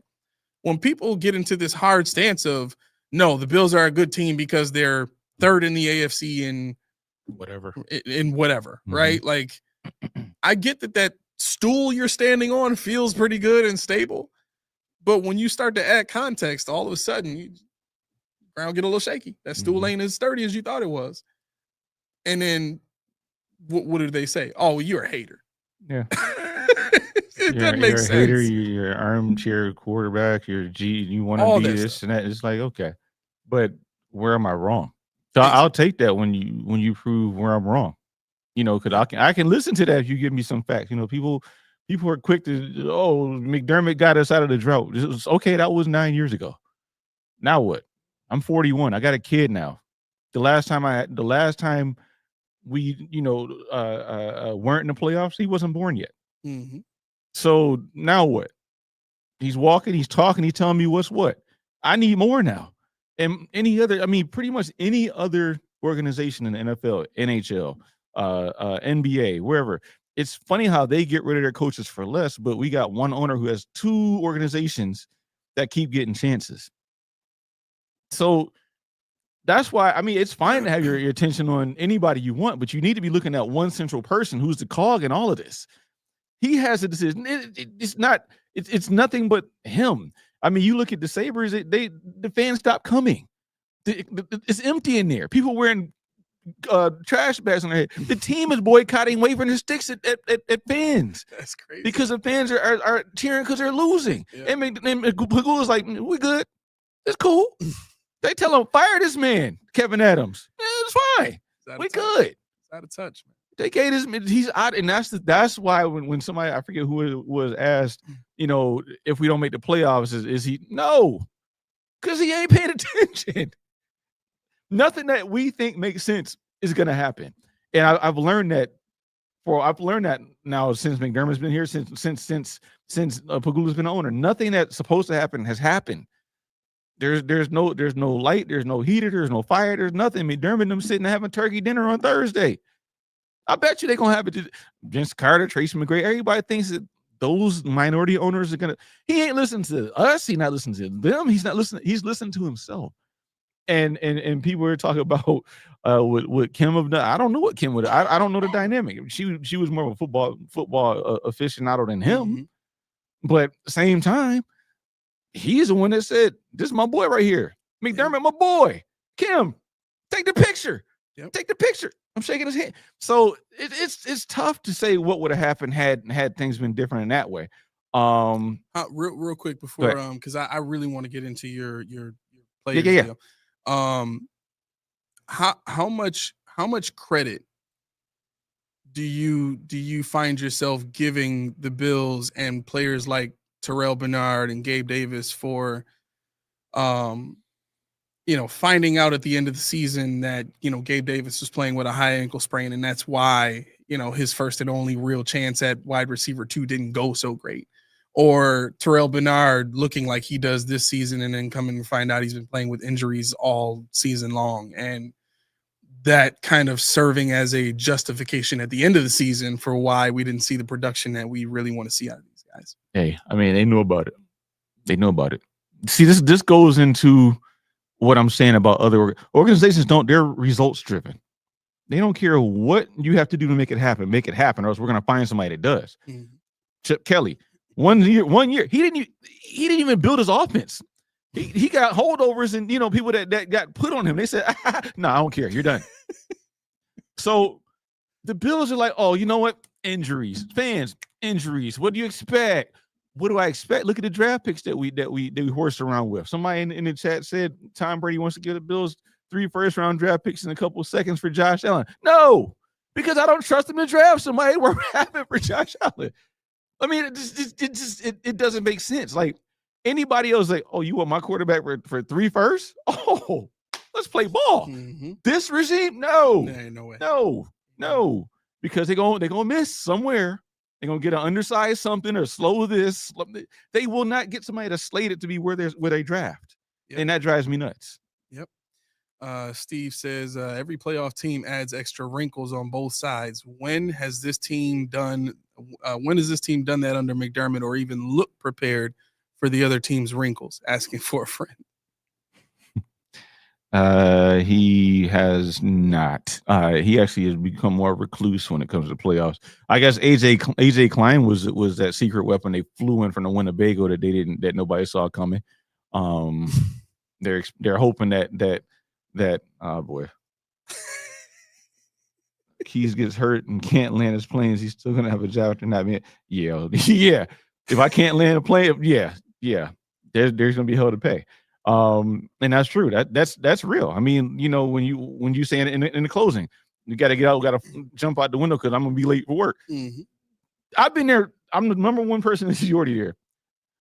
They can say, we're like, yo, we're gonna fire him somehow, some way. Gotta get that seniority back. The seniority got to come back. You can't let him have his benefits. He's too close. So I'm on pins and needles because I know I'm close. I know what I have to lose. But see, McDermott and Bean don't have that kind of urgency. They walk around Buffalo and during movies. And I'm like, why? Okay, I got a quick part in this movie, but guess what? I can't do that. I got something I got to figure out. And Meech, no, because you're banned now. He said our Sabres suck, and he's a Penguins fan. Oh, wow. No, that's cool. That's cool. Pittsburgh has been, he's probably a Crosby fan and blah blah blah. But but yeah, it's in to the point about the first round draft picks, second round draft picks, I went and I think it was either Albert or Elton. I think it might have been Albert, who maintains that we can't get people and Billy D draftman from the longest yard. Hey, thank you for that. Oh, that, Billy D. You know what's funny about this, and this tells you how much I care about culture. Remember who I really wanted at linebacker about 10 years ago? Arizona State. Vontaze Burfict. Remember that? Oh, that's right. Yeah, love that guy. Yes, you did. He was as cutthroat. He was illegal, and I'm like, give me some of that. Yeah, he's trying to stab people on the field. Yeah, he really was. He was like in Higher Learning, whatever that movie is. That had Omar Epps and gunning people down on the field. But yeah, no. To get to the point about the first round draft picks and all that stuff, you don't need that to build a good defense, because if you look at the Rams, just the last, I went 2020 to 2024. Okay. What positions do we really need help at? Defensive tackle, defensive end, cornerback, linebacker. So basically all of them. In 2021, you like Bobby Brown, right? Mm-hmm. You know where he was drafted? 4th round, 117th pick. No way. We took Spencer Brown in the 3rd. We didn't have a 4th round. Bobby Brown was, let me see if I have this for you real fast. He was slated to be a 3rd or 4th round draft pick. So for anybody that says they could have known, Kind of could have, because everybody knew it was a third or fourth round Yeah, draft and they pick. get these reports before anybody else does. Yeah. So I mean, you could have parlayed Spencer Brown. I'm good with him. I like him. So cool. Keanu Benton. People know that name. You know where he was drafted? Not the first round. Second round, 36th pick. We traded up for Kincaid that year. So we picked Kincaid 11 picks before Keanu Benton. 2020, Justin Madubuike. You know where he was drafted? Third round. Wow. 71st pick. We took AJ Epinesa at 54. The reason why I'm going with these is because we just traded up, 20 picks for TJ Sanders? Mm-hmm. I thought being like the wheel and deal. I thought he liked to make these moves. You didn't see this? Right. Madubuike. He was slated to be second or third round pick. Okay. Osa Odighizuwa. Now that one, that'll be a little tough. I reached on this, I ain't gonna lie to you. 2021, third round, 75th pick. We took Boogie Basham, 14 picks ahead of him. Milton Williams. Okay, Boogie Basham's gonna be a whooping boy here because we took him 12 picks ahead of Milton Williams. Jonathan Greenard. Anybody heard of him? Yes. He was picked third round, 90th in the 2020 draft. Guess who we took? Zach Moss at 86. Oh my God. Jonathan Grenard is their best pass rusher right now. Like, he's elite. They let Danielle Hunter go because they knew they had him. That's crazy, bro. Mike Dana. Now, people are like Mike Dana. Mike Dana. You know where he was drafted in 2020? Fifth round, 177th pick. We took Jake Fromm 10 picks ahead of him. Where the hell is Jake Fromm right now? Selling State Farm. I don't know. I don't know. Okay, we got Dio Adiembo. Second round, 54th pick. We took Boogie Basham 7 picks after him. Could have traded him if you really liked him. Jonathan Cooper. You know where he was drafted? Oh, God. You're going to love this. Where? 7th round. Oh, you. 239th pick. You know who we took over him? Jack Anderson, 3 picks before him. Jack Anderson. Who's not even on the team. Never made it to the team. Got poached before he even played a snap for us. Alex Highsmith, 2020 draft, third round, 102nd pick. He's a beast now. We're going to see him. We're going to see him this week. We took Zach Moss at 86. Zach Moss is a whooping boy because Zach Bond, guess what? Zach Bond went 10 picks before Zach Moss as well. Nick Bolton. We took Boogie Basham 3 picks after. Boogie Basham was gone in like 2 years. Exactly. Nick Benito. Now this one. Oof. This one. Ooh, this one hurts? No, because we took James Cook instead. So. Yeah, that's a tough one. It's a tough one. Like I can see Nick because that dude's a beast. He a beast. And if we had an offense like Dayball, we wouldn't need James Cook because we don't run anyway. Yeah. We just pass all the time. Yeah. Logan Wilson, somebody that people wanted to trade for. 2020, third round draft pick, 65th. We took Epinesa at 54. Michael McFadden. We took Khalil Shakir 2 picks after. We don't use him. Michael McFadden, who was there? He played for, I think he got drafted by the Giants. I believe he might still be there. Inside linebacker. Okay. Jamie Sherwood, inside linebacker, 2022 draft pick. The guy that keeps haunting us for the Jets. 5th round pick. Unbelievable. 146. We took Khalil Shakir 2 picks after. I'm sorry, took Tommy Doyle 14 picks after. Oh, that's worse. Yep. It's so much worse. Could have traded up. Tommy Doyle tore his ACL, never really got to play. He retired. Yo. Yo.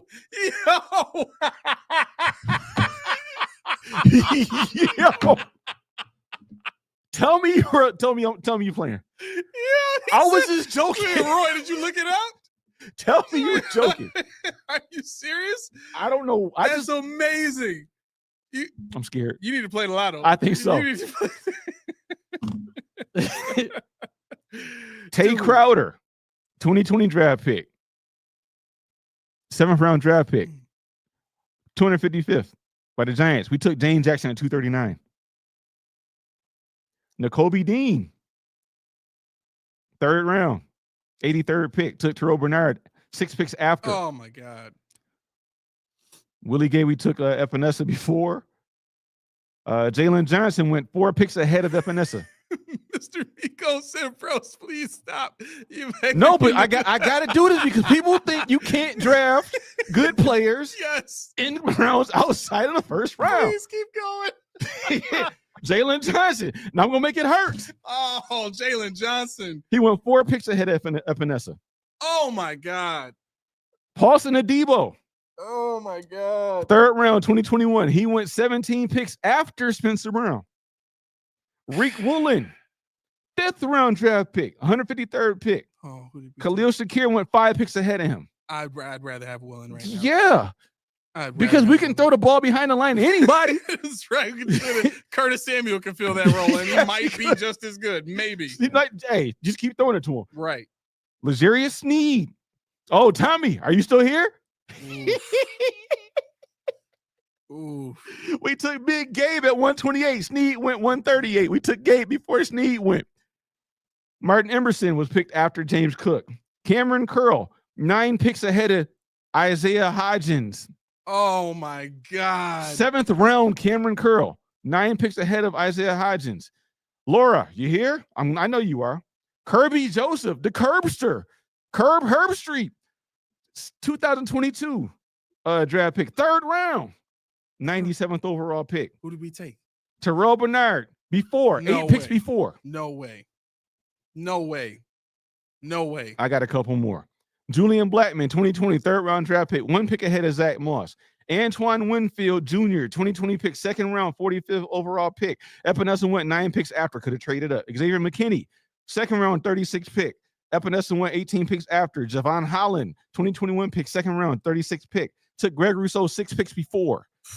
Jalen Petrie, 2nd round, 37th pick. We traded up for Kyer Elam that year and took him 11 picks my before Jalen God. Petrie. Oh my God. A guy that's not even in the league no more. A guy that's not even in the league anymore. We picked over Jalen Petrie. Traded up because Trent McDuffie was gone, got scared. Because of the Notebook. Because of the Notebook.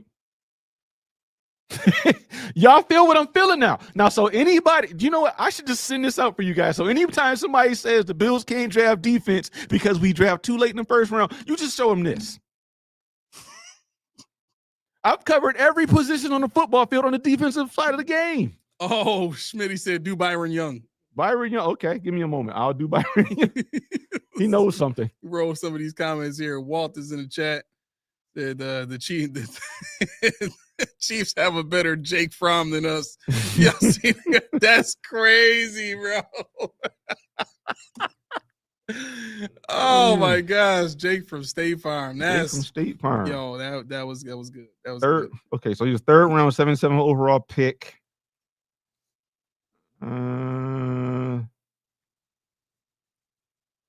We took In what year? this is 77th overall. 23. 23. Okay.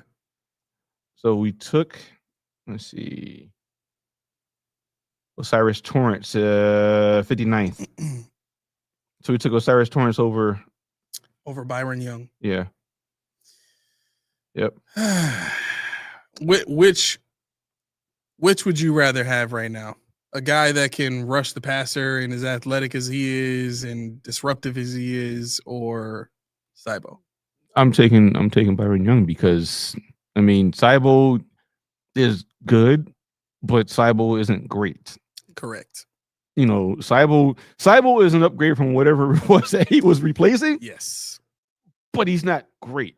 And in the offense that they want to run, he's the weak link in terms of the zone scheme.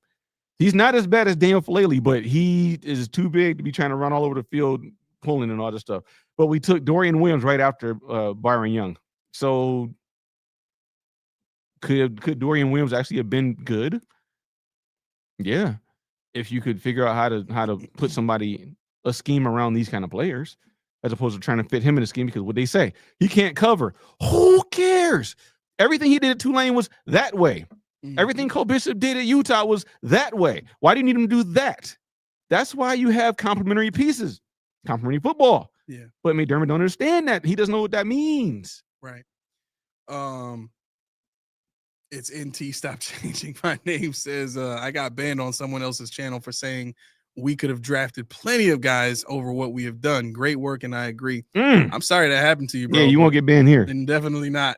You'll get praised. Trust me. Yeah. I mean, honestly, the only thing to get you banned here is excessive trolling. That's the only thing to get you banned. Yep, that's pretty much it. Here comes Roy. Says, isn't this mostly hindsight now? At No. the time, for the most part, how dissatisfied were you with the Bills picks? You want to answer for me? Extremely. Extremely. You want to see me throw something at something? Yeah. The show we did where Keys was upset about the first 2 picks, that's nothing compared to how he was texting and how we heard him. Yeah, I was cursing in group text with A and our deacon, our minister friend Mac. Yep. I cannot hold my wording. No, this is not hindsight, because I was going to go into what they did in the scouting report. I have that stuff. If you really want to know about it, I'm not going to do it now. But if you want to know, this is not hindsight. This is obvious stuff for somebody that knows what they need for a defense. I mean, these aren't. I was going to go through where they were projected, because this is not like, oh, we didn't know they were going to fall there. They were supposed to go where they went. Nobody was eye popping. Nobody. I bet you if you look at the Bills are probably chronic overdrafters. But when they overdraft, it's like, why? Why did you take Boogie Basham when you got Rousseau and they do the same thing? Why did you take both of them when you got Epenesa, who's supposed to be the same player as both of them?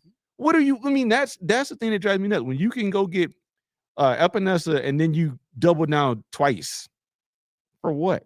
Who's getting to the quarterback? When was the last time we had a 10-digit sack artist? Was it Leonard Floyd? And then what? Jerry Hughes? Mario Addison? Guys that are over the hill? Yeah. Why are you not trying to replace these guys? Landon Jackson. Yeah, we had to have that 3rd round draft pick for Landon Jackson. Right. And he wasn't ready. He's a huge developmental piece. Keon Coleman as well. But you couldn't even throw Landon Jackson on the field because he wasn't playable. Yeah. And then when he does play, he gets hurt. Yep. This is insane. Videsh says, does it matter who we draft? Isn't the scheme the problem? Well, technically, if we're like really getting down to the root issue, no. Because the Eagles, the Rams, and who else did Steve named the 3rd team, but Steve was the one that brought this out in the chat. And I had said this before. But the 2 teams that I usually name are the Eagles and the Rams. They play the same system. They play a nickel defense. And the difference is they play it better because they have better players. So realistically, you can run any scheme in the NFL if you have the players that can make it work and make it work at a high level or a high clip rate. That's why what Keys just went through was so emphasized by me and so important for everybody to hear. Most of which we got to thank Lindsay here. Says I'm sending this episode to my cousin to hear, who built homes for both Bills, Sabres coaches and players, including Pegula and Lindy Ruff. Hopefully Pegula hears it. I mean, listen, I'm not asking Pegula to step in and be the GM. I'm not asking Pegula to start dealing with the team heavily. I mean, obviously a guy in his position, you want to be able to pay people and let them handle, the business for you. He's into real estate, so he's used to making his money work for him. So I understand the hands-off approach.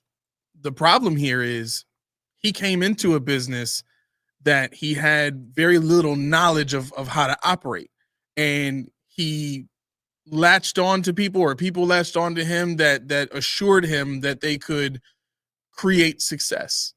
Now, Sean McDermott and Brandon Beane, for a period of time, did create gradual increasing building success. They did. But that peak was back in 2021.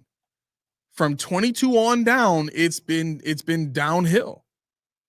And realistically, that was the loss of Chad Hall. That was the loss of the DB coach. That was the loss of Leslie Frazier. It was a loss of a lot of staff people in this building that made this thing go.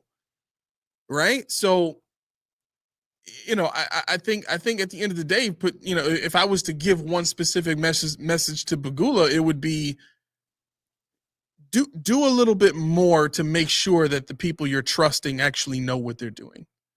Maybe get people who have done it before and ask them to help you find somebody if they themselves cannot do it. Yeah.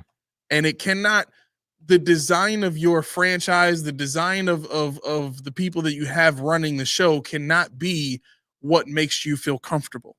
It has to be what challenges you, what causes you to grow.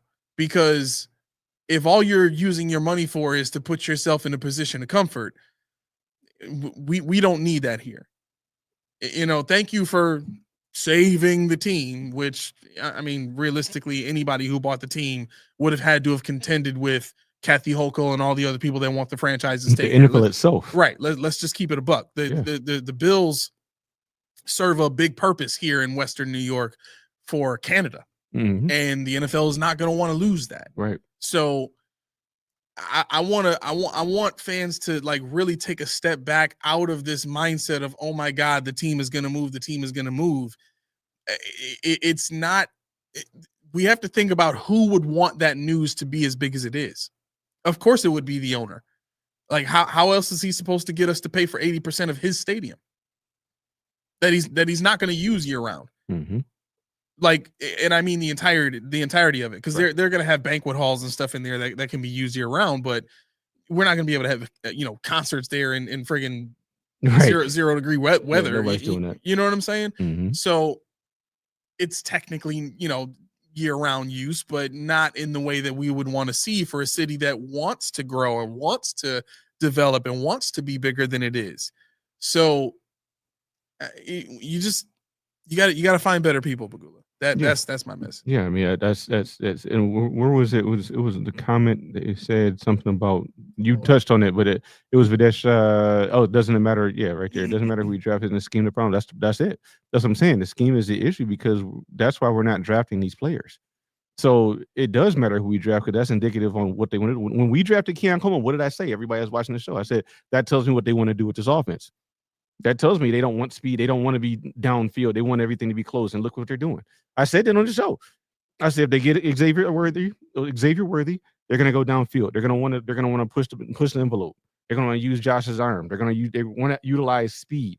But they went and got one of the slowest receivers in the draft. And why is that? Because they wanted a big body. They want all this wingspan, all this jump ball ability. They sold you on it. Now Jason Whitlock is a buffoon himself, but to call Keon Coleman a buffoon is not right, but everything else was correct. They sold you on him. Mm-hmm. And that's why I keep saying, if you do your work, you do your research, do your reading, you'll see they're not telling you the truth. Yep. And that goes for free agents. That goes for, I was trying to find out how often is Will Anderson and Danielle Hunter get pulled off the field in a rotation. We got Rousseau plays all the time, but outside of him, everybody's rotating. We don't need, for what? For what? There's nothing exotic happening. You need pass rushers. Mm-hmm. You need your linebacker. If you had pass rushers to keep the offensive line at bay, your linebackers to do their work. If you had pass rushers, your secondary could do their work. We're good when it comes to the back 4 or 5-ish, but when it comes to stopping the run, no dice.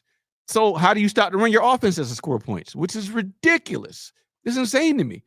I mean, I did the markup for where we stand in terms of our offense, and I thought it was kind of funny. Josh Allen's on pace for 4,100 yards, which is the 5th best in his career, coming off an MVP season. The 5th best in his career. He's on pace for 28 touchdowns. On pace for 28 touchdowns. He's got 14 interceptions. He's on pace for 14 interceptions. That's tied for 3rd most in his career.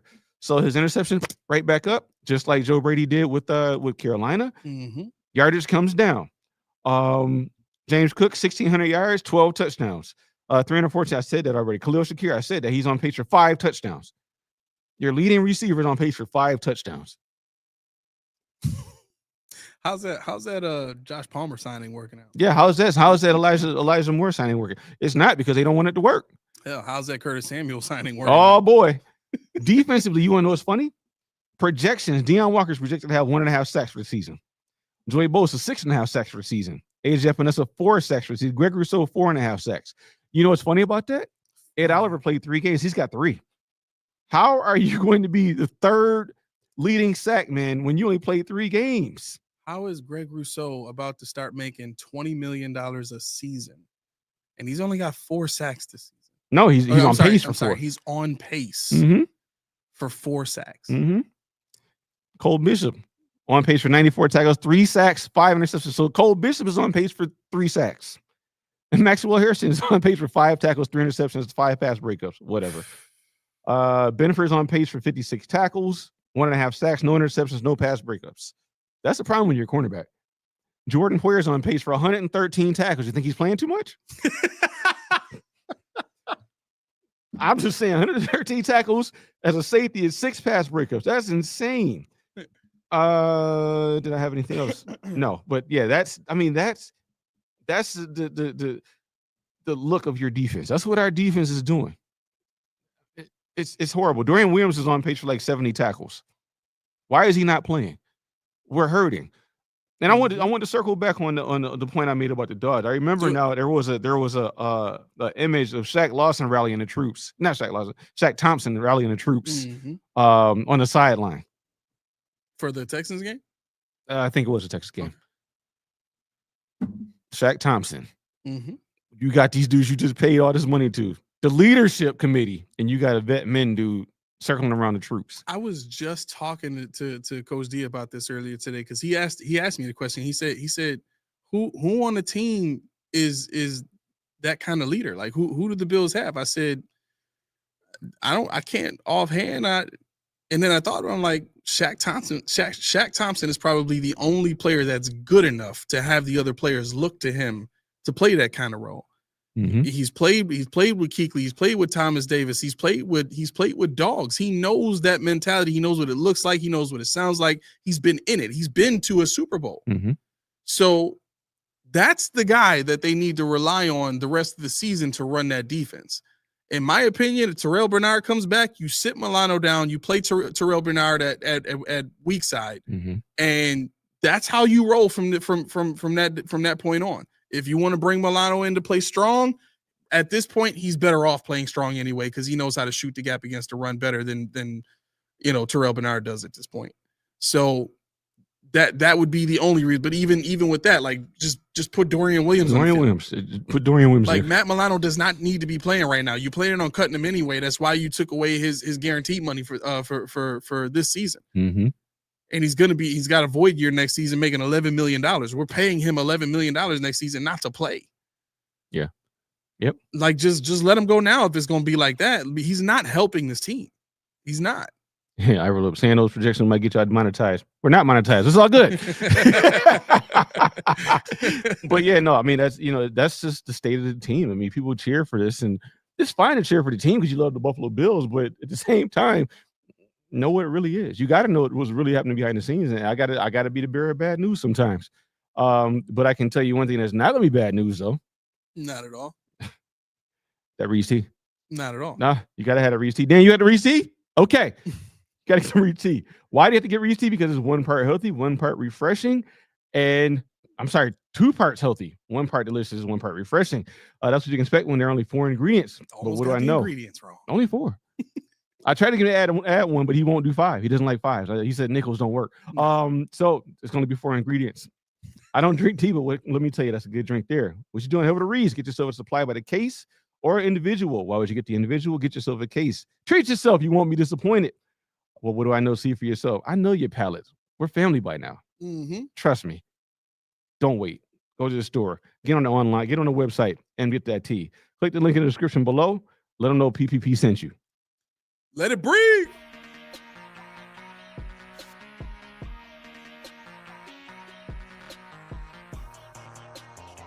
Music, that means it's time to get to I'm sorry, my bad, Roy. So check it out. So my guillotine team got eliminated last night.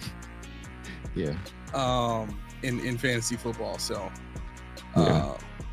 I mean, I have 2 hockeys and 4 basketballs going right now, so we can talk about that as well. Where if you really want. Yeah, I mean, we could definitely talk about all of it. You know, just when whenever Roy feels like listening, we'll break that stuff out. We'll wait for you, Roy. We see him in here. Listen. Thank you to everybody. Seriously, thank you so much to everybody that tuned in today. If you could do us a favor, likes 40 likes. Well, yeah, I don't know where we are on the YouTube side, but whatever it is, cut it in half. Give us that many likes. Yep. So we've discovered, and I give Smitty credit for this. He let us know likes now are what help the shows grow. So if you could help us grow, that we would greatly appreciate that. That's something that you would be doing that's free, that helps us to grow. We've had a lot of people saying, they want to see us get there. We want to get there, but in order to get there, we need thumbs. And share it too. Share the show. Yep. I think on YouTube you can hype videos now. I don't know if that's just the channel owners, but there's a hype option. So sharing works the same pretty much. Crane Boy, appreciate that. He's the best pilot in Buffalo. Keep it up. Thank you, man. Really appreciate that. So one of the things that is mutually beneficial is the subscribe button, right? You hit the subscribe button. That makes sure that we are on your homepage to some degree on a regular basis, so that you don't have to go very far to find us.